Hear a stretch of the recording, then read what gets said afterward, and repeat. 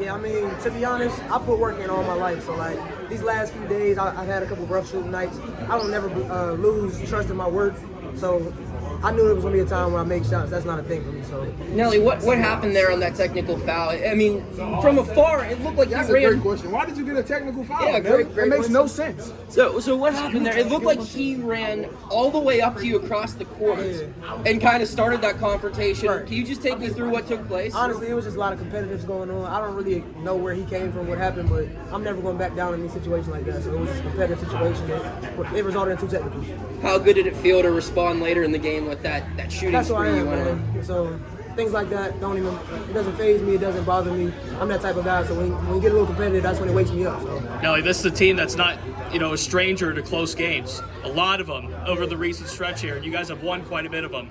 What does that say about the resilience level of your team and how you're able to pull through on the positive end on that side? yeah, we have a saying where we're fighting 10 rounds, so it's all 4-minute rounds, and we want to fight all 10 of the rounds. And I think it comes down to a lot of times the 10th round. So if you can't fight 9 and then lose the 10th round.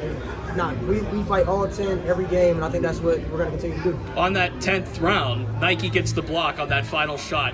We hear the phrase all the time from you guys, battery in the back. I mean, that's a guy that provided a lot of minutes off the bench for you guys. Tell me about his effort tonight. I mean, Nike's the type of guy, he's super locked in. He's always focused, always ready for the moment. So when he does things like that, it doesn't surprise me. I'm very happy he's doing that, but it doesn't surprise me at Nike. So he's always locked in and ready for the moment. To build off that 10th round, you lost your first real 10th round battle at Vanderbilt a couple months ago.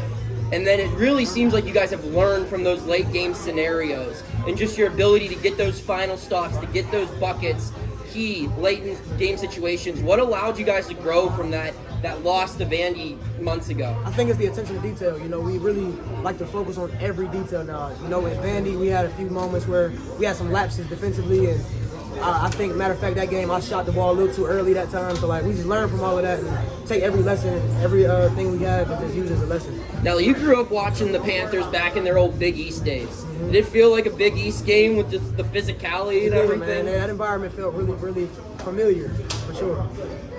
Nelly, I mean, you talk about those 10 rounds, right? You're doing this without guys like John and Dior and Will.